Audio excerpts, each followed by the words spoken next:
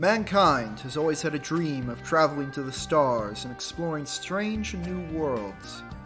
This dream has been manifested in fiction throughout history. From the Flash Gordon comics of the 1930s to the titular Star Wars and Star Trek series, people have lived their fantasies through these works. But what if there was a more direct way of doing so? With the resurgence of Dungeons & Dragons in the last few years, many people have found themselves immersed in the expansive world of tabletop role-playing games. I myself was once one of those new and excited players. However, once a few hundred sessions of D&D go by, some may find themselves eager to explore other new and fantastical settings. In part 1 of this series, I will be discussing a game that I think every seasoned role player looking for a new game should try at least once: Starfinder.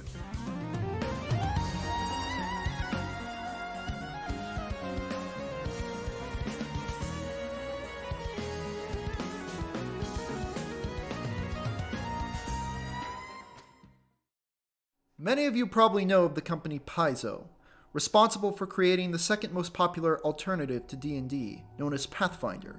Pathfinder was able to keep itself afloat in the RPG market despite the popularity of Dungeons & Dragons, thanks to its expanded rule set, more options for character creation, and its vast amount of books to add even more content to the game. Pathfinder appealed to a lot of players that yearned for the depth of older Dungeons & Dragons editions, whereas 5th edition caters more to players unfamiliar with the rules and people looking for more of a fast and easy to figure out setting. Now, while some may know of Pathfinder, some may not know as much as Paizo's smaller side project, Starfinder. In this video series, I will be discussing why I think Starfinder is a fun and creative RPG, as well as exploring the general concept of the game, the mechanics, and what improvements could be made for further editions. We shall begin by exploring the setting of Starfinder. Rather than making their own new setting, Paizo instead set the world of Starfinder and that of Pathfinder, except for many years in the future. Whilst technology and knowledge may have grown, many things remain from the past. In Starfinder, you may find such things as a man casting magical spells, fighting alongside a bug-like alien wielding a laser LMG. Starfinder brings a unique and exciting blend of fantasy and sci-fi to the table, setting itself apart from the other sci-fi-based role-playing games. The world of Galarian from Pathfinder is long lost and forgotten to a period of time known as the Gap, a rift in the shared history and memory of all of the creatures of Starfinder.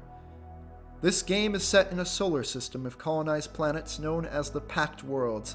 These planets and assorted moons are vastly different from each other and carry a wide variety of unique and awe-inspiring things to delve into. Whether you wish to run a session exploring the cities floating amidst the clouds of the gas giant Berthida, or send your players into a forgotten ruin amidst the dangerous jungles of Castrovel, every planet provides an abundance of storyline material. While the general summary of each planet is described in the core rulebook, a more detailed description can be found in the Pact Worlds book made by Paizo. The book features beautiful maps of each planet's entry, as well as a description of their geography, residents, society, conflicts, and notable locations. This provides just enough inspiration for you as a game master to create your own stories for these vastly unique planets.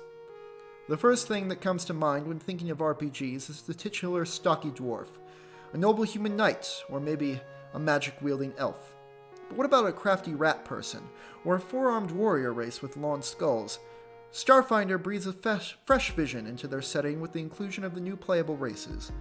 While dwarves, elves, halflings, and the like still exist within the Pact Worlds, they are an uncommon thing, a relic of a forgotten time.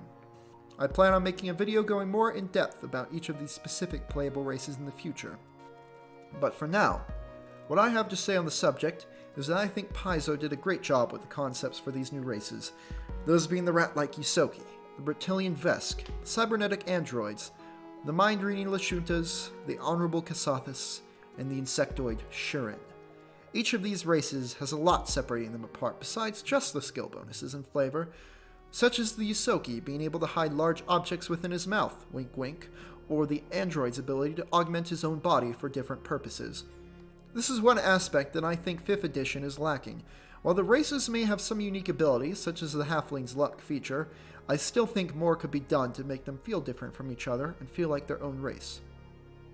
From the classic Star Trek battle, with a rock-wielding Captain Kirk facing off against the hulking reptilian Gorm, to the classic stalking deadly xenomorph in the Alien series. One staple of sci-fi is the inclusion of bizarre and intriguing alien species. Starfinder has a setting full of unique wildlife, so much so they've had to create 3 separate alien archives, as they are called, to include them. Like I said before, they also include classic fantasy creatures like giants and goblins, but with more of a sci-fi spin on them. Goblins act much the same as they would in other games like D&D, except now they have guns and spacecraft. A terrifying thought. However, Starfinder has also created some very interesting new creatures, such as the Electrovore, a small winged creature that feeds on electricity. Many of these creatures have so much potential, one can create a whole series of sessions based around one. Now, I may also be making a future video going in depth on each of Starfinder's packed worlds, but for now, I'll just give you a sentence-long description of each to get a general idea of them. The Sun. It's a sun, but people live on it. Abalon, a factory planet populated mostly by robots. Absalom Station, the capital of the packed world's government. Technically not a planet, but a massive city turned into a space station. Castrovel, a vibrant and verdant planet filled with dangerous wildlife and thick jungles. Akaton, a savage desert planet home to a large arena and some mining facilities. Think Mad Max mixed with Dune. Verces, a highly civilized and technologically advanced world, half desert and half glacier. Idari, a planet-sized spacecraft, home to the Kasathas warrior race. The Diaspora, a lawless asteroid belt full of space pirates and things wanting to be hidden. Eox, a long-dead planet full of undead horrors and forgotten mysteries. Triaxis, a world of extreme climates ruled by authoritarian dragons. Leovara, a gas giant with a lot of hippies using dream magic and floating cities.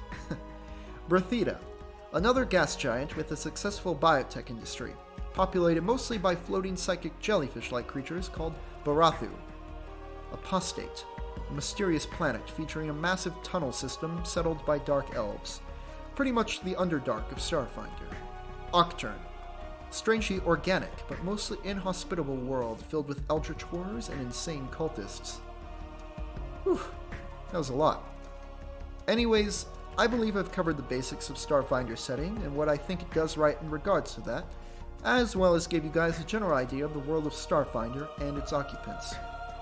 In the next video, I'll be delving into the various classes added to the game, the rule set, specifically Starship Combat, the crafting rules, and healing rules, as well as give a breakdown on character creation.